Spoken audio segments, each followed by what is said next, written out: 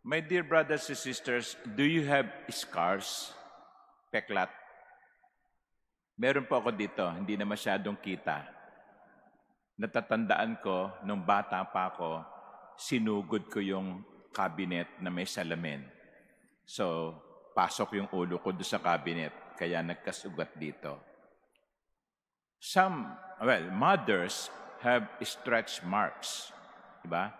Kasi pag lumaki yung tiyan, na-stretch yung balat, pero pagkapanganak, halos hindi na nagbabalik sa dati.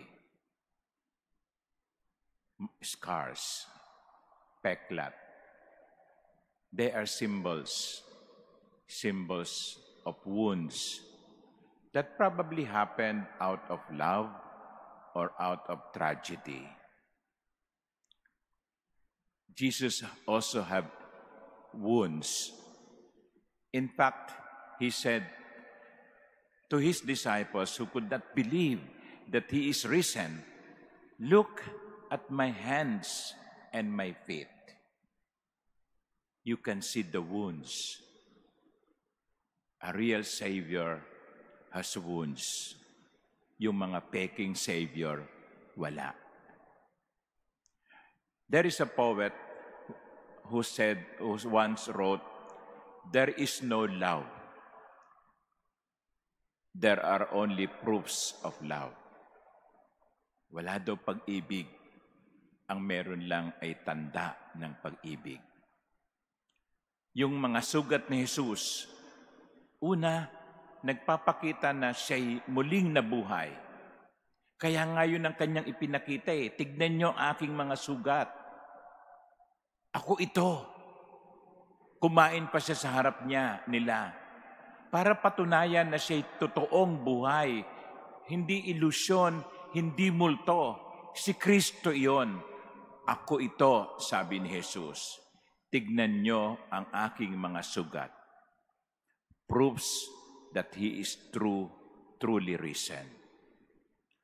But my dear brothers and sisters, the wounds of Christ not only prove that He is truly risen, the wounds of Christ are the proofs of His love. Sa bawat pagtingin natin sa mga sugat ni Jesus, dapat nating maalaala kung gaano tayo kamahal ni Jesus. Sapagkat ang kanyang sugat ay tanda ng kanyang pag-ibig. Namatay siya sa krus sapagkat tayo'y mahal niya. And so, my dear brothers and sisters, maybe we should ask ourselves, what are the proofs of my love? Ano ang mga tanda ng aking pag-ibig?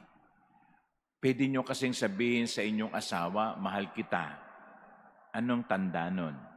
Anong patunay nun? Pwede nyo sabihin sa inyong mga anak, mahal ko kayo mga anak. Ano ang patunay nun? Pwede nyo sabihin sa inyong mga magulang, nay, tay, mahal kita, mahal ko kayo. Ano ang patunay ng pag-ibig na yon?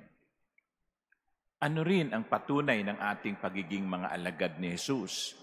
Pwede nyo sabihin, ako Kristiyano, alagad ako ni Jesus. But where is the proof of your discipleship? The poet wrote, "There is no love. There are only proofs of love." Jesus has given us the proofs of His love, His wounds. What are our proofs of love? Amen.